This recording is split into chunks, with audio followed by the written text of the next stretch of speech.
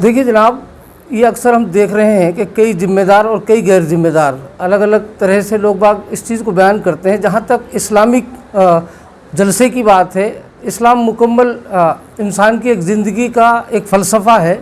उसकी चाहे मौत हो, चाहे ज़िंदगी हो, चाहे जन्म हो और चाहे आखिर हो, उसका एक पूरी एक कार्यविधि है और जीवन जीने का एक सलीका है। जहाँ तक दुनियावी तालीम की बात कई साथी करते हैं कि इतना बड़ा जलसा हो रहा है, इतने बड़े खर्चे हो रहे हैं, इससे बेहतर था कि एक यूनिवर्सिटी बन जाती, ये हो जाता। यूनिवर्सिटी की मांग भी कई लोग करते हैं। मेरा मानना ये है कि इस्लाम तो दुनिया का भी दर्स देता है और दीन का भी दर्स देता है। इस्लाम तो मुकम्मल पूरे जितने आलम में इंसान हैं सबके ज़िंदगी का जीने का एक मुकम्मल एक तरीका है। लेकिन जो हमारी ज़रूरियात हैं, हमको उनके हम ये नहीं होना चाहिए कि हम मौका देख करके उस चीज़ को सिर्फ लोकप्रियता हासिल करने के लिए उस मांग को आवाम के सामने रखें। उनकी मांग वाजिब तो है, उनकी मांग सही तो है, लेकिन जलसा और यूनिवर्सिटी को लेकर के जो बात करते हैं उनकी बात को मैं जिम्मेदारी के साथ सिरे से खारिज करता हूं कि यहाँ का शीर्षक अलग है और वहाँ का शीर्षक अलग है। दुआओं की अगर कासिम साहब बात करें तो क्या मुल्क के लिए, सभी बिरादरी के लिए दुआएं होती हैं? किस तरह की दुआएं जलसों में होती हैं? जलसों में तो दुआएं ख़ास तौर से होती ही होती हैं, लेकिन बड़ी एक शानदार बात यह है कि हमेशा 5 वक्त मस्जिदों में जो भी इमाम नमाज पढ़ाते हैं वो पूरे आलम की अमन के लिए, इस्लाह मुआशरा के लिए, सलामती के लिए और यहाँ तक इंसान के साथ साथ इस्लाम चरिंदों और परिंदों उनके लिए भी दुआएं करते हैं कि अल्लाह की रहमत चरिंद और परिंद और इंसान के साथ जितनी भी जो मखलूक़ात हैं उनकी सबकी अमन सलामती के लिए होती है।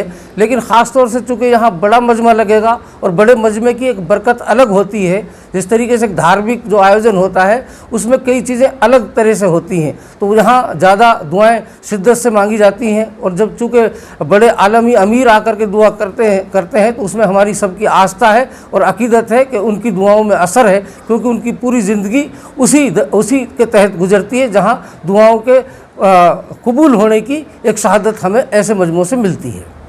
हरियाणा के मेवात में आयोजन हो रहा है, राजस्थान के मेवात से आप ताल्लुक़ रखते हैं, किस तरह का उत्साह मुस्लिम समाज के लोगों में वहाँ पर है और कितनी भीड़ वहाँ से आ सकती है? कि जब तबलीगी जलसा होता है उस वक्त हमारी ये प्रदेश की और ज़िलों की सीमाएं वो ख़त्म होकर के एक मेवात मुकम्मल हो जाता है और तमाम अहले मेवात, चाहे वो तिजारा खैरतल के हों, चाहे वो अलवर के हों, चाहे डीग के हों और जो भी अतराफ़ में ज़िले हैं, मथुरा हैं, वो तमाम मेवाती और जितने भी जो दावत और तबलीग से जुड़े हुए लोग हैं वो बड़ी उत्साह के साथ, उमंग के साथ आते हैं। और सबसे अच्छी बात यह है कि कोई किसी के साधन का मोहताज नहीं है। ये पहला आयोजन है जिसमें लाखों की भीड़ होती है और अमन के साथ वो मुकम्मल होता है और किसी को सब अपना वक्त, अपना पैसा, अपनी सवारी सब खुद लेकर के आते हैं और पूरी एक तसल्ली के साथ और नियम कायदे के साथ, जाब्ते के साथ, बगैर किसी शोरगुल के यहाँ से चले जाते हैं। आखिरी सवाल, फिरोजपुर झिरका में आकलन किया जाता है 5 लाख की भीड़ है, 7 लाख की भीड़ है,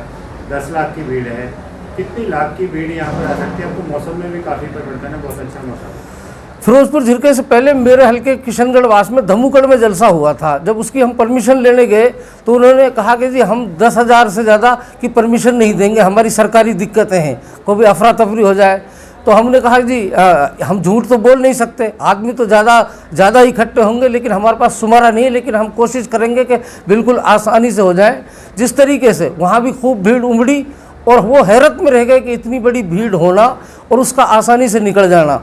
फिर उसके बाद फिरोजपुर झिरका का जो जलसा हुआ, फिरोजपुर झिरका की जो जलसा कमेटी है वो यकीनन बधाई की पात्र है। वहाँ सर्व समाज ने बढ़ चढ़ करके उसमें हिस्सा लिया और चूँकि वो कस्बे के नज़दीक था, वहाँ की तैयारियाँ बहुत पहले हो गई थी, वहाँ भी बहुत अच्छे तरीके से हुआ और हमें उम्मीद है कि यहाँ भी सर्व धर्म के लोगों का साथ भी मिलेगा, सहयोग भी मिलेगा। जैसे अभी एजाज साहब ने बताया और मौलाना साहब जिस बात को कह रहे थे, इंशाअल्लाह हमें यकीन है कि इस आस्था और इस अकीदत के साथ सर्व धर्म के लोग, सर्व समाज के लोग ईमानदारी से जुड़े हुए हैं और उसके नतीजे हमारे सामने हैं।